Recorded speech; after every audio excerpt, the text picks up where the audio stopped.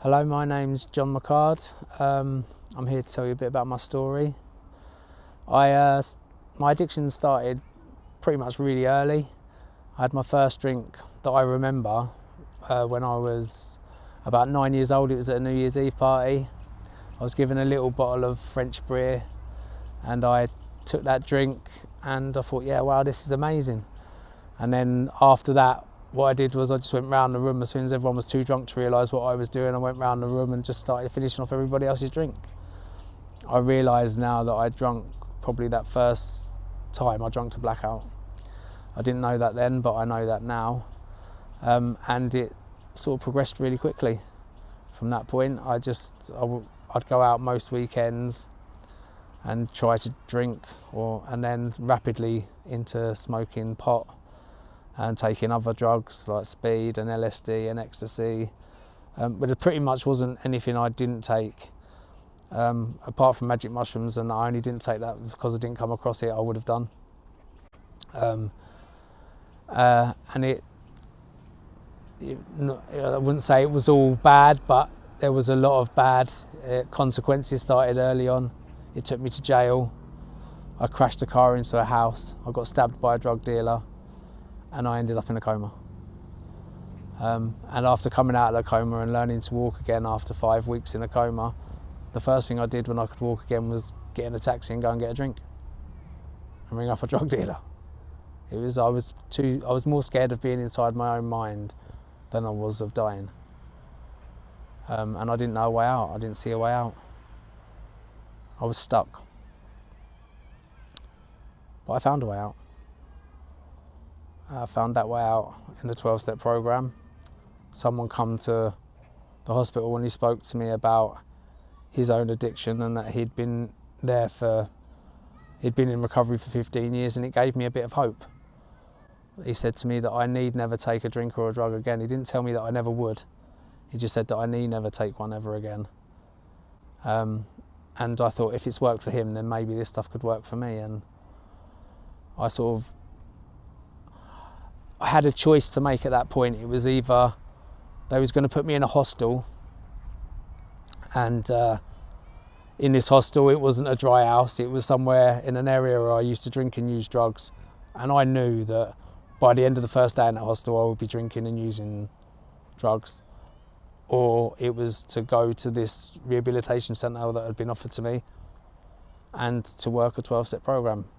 And any normal person would class that as a definite decision. Oh, I've got to go and do that because I'm going to live by doing that. But I seriously had to think about it. I had to think, do I go or do I go to where the drugs are? Luckily, I was blessed enough to actually go to the rehab centre because at that point I think I chose life. And I just did what was suggested to me to do in a recovery program, and I worked through the steps and I started to get better. Day by day, one day at a time I got better, and one day at a time I didn't pick up a drink or a drug, and one day at a time I would start dealing with the problems that I'd accumulated, and one day at a time I started becoming healthier, spiritually, mentally and physically. I didn't go into recovery to find God, but it's the best thing I found in recovery. And now I know true forgiveness and freedom and happiness. I'm able to help other people. I couldn't even help myself. I couldn't even do up my shoes and they were Velcro at the end of my addiction. But today, I'm able to help other people, and it's an amazing feeling to be able to watch somebody's lights go on in their eyes, like somebody did with me. And it was freely given to me, and I just love that feeling of being able to help them and identify with them and learn from them as much as they learn from me. This recovery is a process that I believe I will be in for the rest of my life.